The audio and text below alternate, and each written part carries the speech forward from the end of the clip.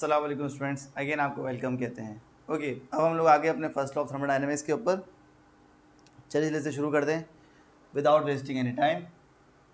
Okay, first law of thermodynamics क्या कहता है, जैसे हम लोगों ने पहले भी पिछले उसमें पार्ट में बात की थी कि अगर किसी सिस्टम को क्यू अमाउंट ऑफ हीट दी जा रही है, सही सिलेंडर पिस्टन सिस्टम है लेट्स से उसको, और ये सिलेंडर पिस्टन के लिए कहीं भी हो सकता है, ये ऑब्वियसली डेली लाइफ में बहुत सारे एग्जाम्पल हैं, लेकिन let's say cylinder piston system है, उसको जो है वो Q amount of heat provide किया, तो होगा क्या कि उसकी इंटरनल एनर्जी बढ़ सकती है, यानी कि उसके टेम्परेचर राइज होना शुरू होगा।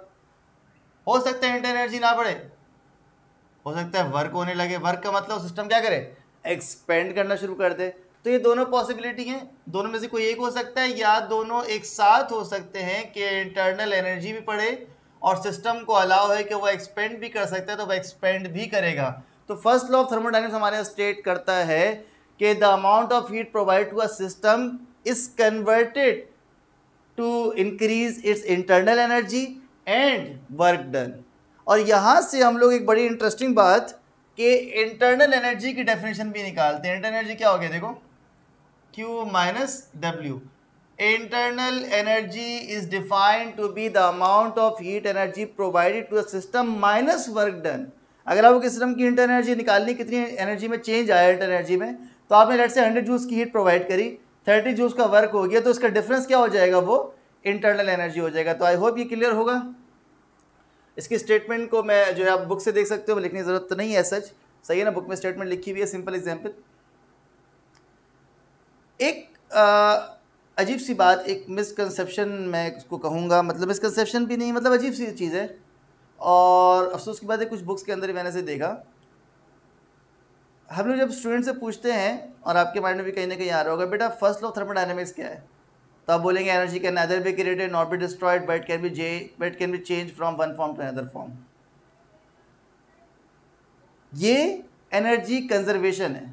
एनर्जी कंजर्वेशन क्या है कि एनर्जी एक फॉर्म से फॉर्म में कन्वर्ट हो सकती है, बट वो डिस्ट्रॉय या क्रिएट नहीं हो सकती। एनर्जी कंजर्वेशन जो हम बचपन से पढ़ते हुए आ रहे हैं, अगर ये एनर्जी कंजर्वेशन हम बचपन से पढ़ते हुए आए तो फर्स्ट लॉ थर्मोडायनेमिक्स में ऐसी क्या खास बात है, मतलब अजीब सी बात है ना, कि वही जो स्टेटमेंट एनर्जी कंजर्वेशन का था, तो इसको फर्स्ट लॉ थर्मोडायनेमिक्स कहने की क्या जरूरत थी, इसको एनर्जी कंजर्वेशन ही कहते, सही है।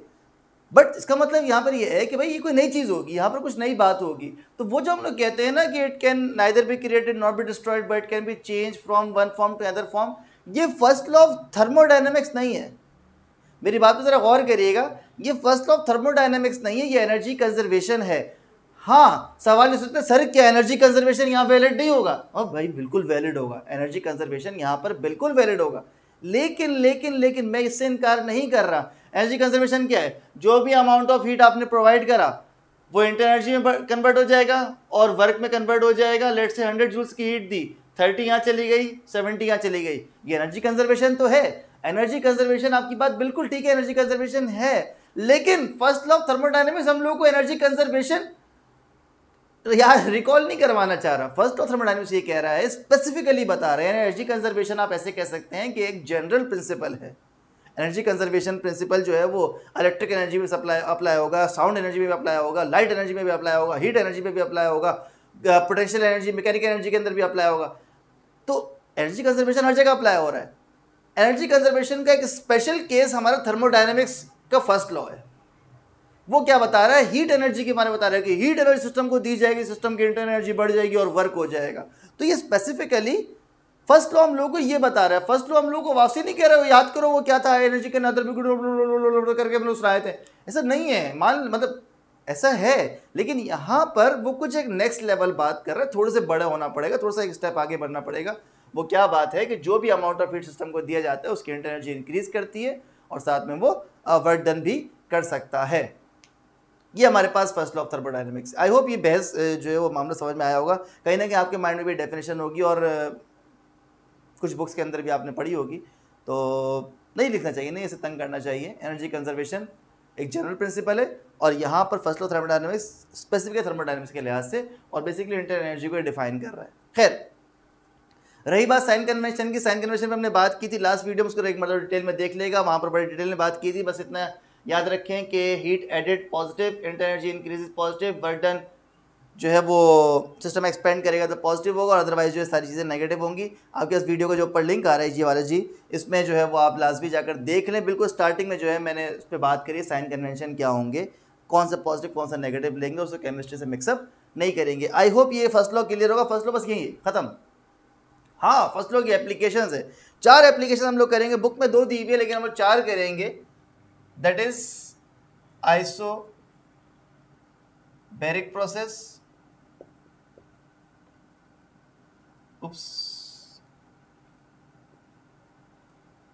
आइसोथर्मल प्रोसेस, आइसोथर्मल नहीं, थर्मल बाद में करेंगे, पहले करेंगे आइसोकोरिक। किसी को फर्क नहीं पड़ता, आप पहले कोई कर लें बाद में कोई कर लें, लेकिन मुझे तो अच्छा ही लगता है। और क्या है, आइसोथर्मल प्रोसेस,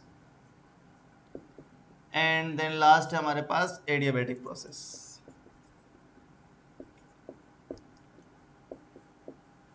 कुछ प्रॉपर्टीज इन सिस्टम की। आइसोबैरिक प्रोसेस, बार जो है वो प्रेशर का यूनिट होता है, ये नेवी के टर्म्स में यूज होता है, बार प्रेशर यूनिट है। आइसो मीन सेम, तो आइसोबैरिक का मतलब कांस्टेंट प्रेशर हुआ करेगा यहाँ पर, तो वो प्रोसेस में प्रेशर कांस्टेंट रहेगा। आइसोकोरिक, इसका ताल्लुक वॉल्यूम से है, तो वो प्रोसेस जिसमें वॉल्यूम कांस्टेंट रहेगा that is isochoric process. And then isothermal basically temperature को रिफ्लेक्ट कर रहा है, जहाँ पर टेम्परेचर कांस्टेंट रहेगा जो कि बॉयज लॉ होता है, जी बिल्कुल, वो आइसोथर्मल प्रोसेस होगा।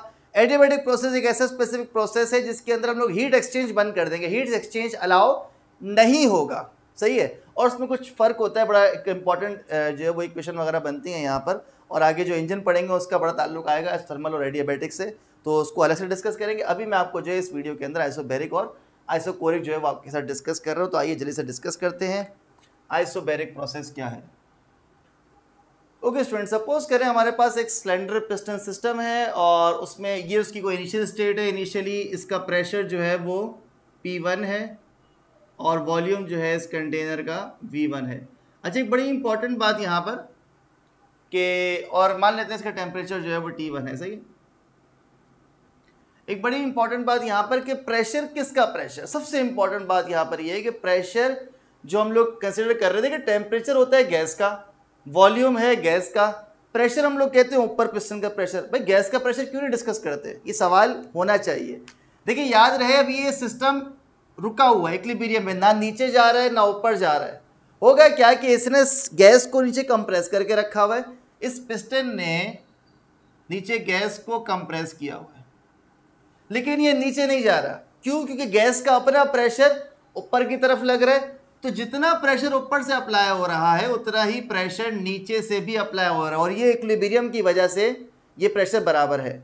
याद रहे, हम जो वॉल्यूम गैस का, टेम्परेचर गैस का मेजर कर रहे हैं, प्रेशर भी गैस का ही है, प्रेशर भी गैस का ही है, लेकिन मेजर किस तरह से कर रहे हैं, एक्सटर्नल की हेल्प से कर रहे हैं, क्योंकि जो प्रेशर एक्सटर्नल होगा वही प्रेशर इंटरनल होगा। सपोज करो समहाउ मैं इसका प्रेशर इंक्रीज कर दूं, एक्सटर्नल प्रेशर मैंने इंक्रीज कर दिया। अब होगा क्या कि एक्सटर्नल प्रेशर इंक्रीज हुआ, मैंने उसके ऊपर लाकर कोई 2 बार रख दिए, अब और ज़्यादा प्रेस होगा। एक्सटर्नल प्रेशर इंक्रीज होने का मतलब इंटरनल प्रेशर क्या हो, कम हो गया। अब होगा क्या, सिस्टम नीचे की तरफ जाएगा। सिस्टम नीचे जाते जाते जब तक जाता रहेगा, जब नीचे जा रहा होगा तो गैस का प्रेशर बढ़ना शुरू होगा, इतना बढ़ेगा इतना बढ़ेगा। जब ये नीचे जा रहा है तो प्रेशर इतना बढ़ेगा कि ऊपर वाले के बराबर हो जाए, और जहां ये ऊपर वाले के बराबर हो जाएगा तो वहां पर क्या हो जाएगा, सिस्टम इक्विलिब्रियम में आ जाएगा और फर्दर मूव नहीं करेगा। तो अब देखिए यहां पर हुआ क्या, हम लोगों ने चेंज करा एक्सटर्नल प्रेशर, बट उसकी वजह से क्या हो गया, इंटरनल प्रेशर चेंज हो गया। तो जो एक्सटर्नल प्रेशर होगा वही इंटरनल प्रेशर भी होगा।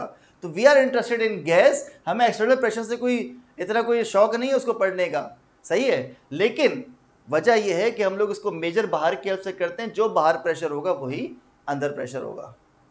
ओके, आइसोबैरिक प्रोसेस का मतलब यह है कि एक ऐसा प्रोसेस जिसके अंदर प्रेशर को हम लोग कांस्टेंट रखेंगे, टेम्परेचर वॉल्यूम वगैरह जो है वो चेंज हो सकता है। सपोज करो एक गैस एक सिस्टम के अंदर है, उसका वॉल्यूम V1 है, प्रेशर P1 है और टेम्परेचर T1 है, उसके साथ मैंने एक सोर्स को लाके रखा। जैसे मैंने सोर्स को लाके रखा, सोर्स ने इसको प्रोवाइड करी हीट, और सिस्टम मेरा क्या कर गया, एक्सपेंड कर गया, इसका वॉल्यूम इंक्रीज हो गया।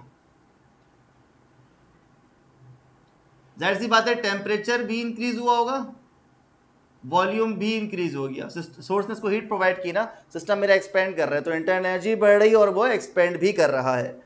ओके, मैंने जो पिस्टन का जो प्रेशर था उसको सेम रखा है, इसके ऊपर मैंने कोई बार ला के नहीं रखा, पिस्टन को मैंने हटाया नहीं, मतलब कुछ भी नहीं करा, पिस्टन जैसे था पिस्टन को वैसे ही छोड़ दिया। तो प्रेशर अगर पहले P1 था तो बाद में भी प्रेशर कैसा रहा, P1 रहा। इसको हम लोग कहते हैं आइसोबैरिक प्रोसेस। मैथमेटिकली स्टूडेंट्स हम लोग ये बात लिख सकते हैं, according to first law of thermodynamics हमारे पास है heat supplied to the system is equal to change in internal energy plus work done.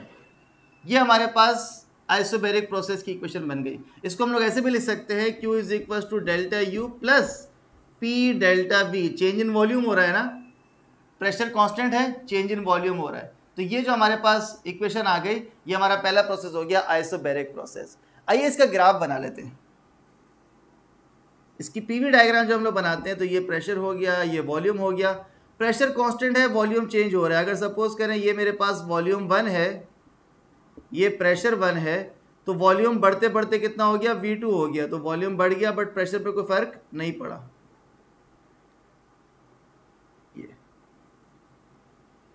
ये मेरे पास हुआ है, क्या हुआ है आपको याद होगा, ये क्या है, वर्क है। इस लाइन को, ये जो लाइन ऐसे जा रही है, इस तरफ जा रही है, इस लाइन को हम लोग कहते हैं आइसोबार। आइसोबार का मतलब क्या है, कांस्टेंट प्रेशर। तो ये लाइन क्या कहलाती है, कांस्टेंट प्रेशर लाइन। ये शो कर रही है कि प्रेशर कैसा है, कांस्टेंट है। अगर ये ऊपर जा रही, नीचे जा रही होती तो फिर वो कांस्टेंट ना होता। तो हम लोग उसको कंक्लूड कर सकते हैं, हम लोग ये कह सकते हैं, कंक्लूजन अपने पास लिखें, खुद लिखें, सही है, कि जो भी हीट सिस्टम को सप्लाई करी उसने दो काम किए, इंटरनल एनर्जी बढ़ा दी और वर्क डन करके दे दिया हम लोगों को, सही है। तो ये हमारा आइसोबैरिक प्रोसेस हो गया। आइए जल्दी से बढ़ते हैं आइसोकोरिक प्रोसेस के ऊपर।